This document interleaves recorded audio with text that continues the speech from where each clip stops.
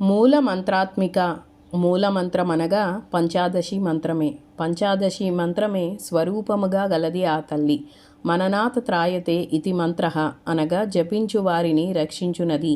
ఈ పంచాదశి మంత్రానికి శ్రీ చేరిస్తే షోడశి మంత్రం అవుతుంది. కానీ దీనిని గురు ఉపదేశం లేకుండా జపించరాదు.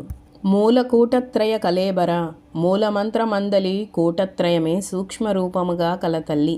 వాగ్భవ, కామరాజ, శక్తి కూటములే కూటత్రయము.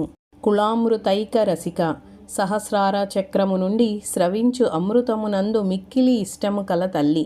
కామకలాక్షరము దేవి సూక్ష్మతర రూపము. కుండలిని రూపము దేవి సూక్ష్మతమ రూపము. కుండలిని శక్తి మూలాధార చక్రమునందు గుండ్రముగా 3.5 చుట్టలు చుట్టుకొని పరుండును. కుల సంకేత పాలిని. కులము అనగా శాస్త్రము, సంకేతమనగా రహస్యము. శాస్త్ర రహస్యాలను పాలిని రక్షించునది. కులాంగన. సద్వంశమునందు పుట్టిన అంగన. పాతివ్రత్యాది సద్గుణాలతో కూడిన వంశానికి కులమని పేరు. అట్టి కులమందు ఉండు స్త్రీ కులాంగన. కులాంగనులు దేవీ స్వరూపములని భావము. శ్రీవిద్య కులాంగన వలె రహస్యమైనదని మరియొక అర్థము. కులాంతస్థ. కులశాస్త్రములో దేవీ స్వరూప స్వభావాలు చక్కగా వర్ణింపబడినవి కనుక ఆ శాస్త్రము చదివిన అమ్మ స్వరూపము బోధపడునని భావము.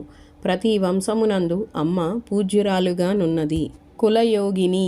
కుల శబ్దార్థములన్నిటితో సంబంధం కలది. అకుల. సుషుమ్నా నాడిపై భాగమున సహస్రార పద్మమున్నది. దానికి అకులమని పేరు. సమయాంతస్థ. సమయమునందు ఉండునది. దహరాకాశమందు శ్రీచక్రము ఉన్నదని భావన చేసి అక్కడ పూజలను చేయుట సమయము. సమయాచార తత్పర.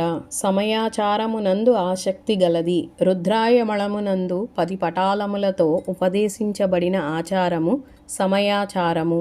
మూలాధార చక్రము నుండి సహస్రారము వరకు దేవిని తీసుకొని వెళ్ళి ఆమె తిరిగి ఎప్పుడు వచ్చునోయని సమయమునకై కనిపెట్టుకొనియుండు ఆచారమునందు ఆసక్తి గలది.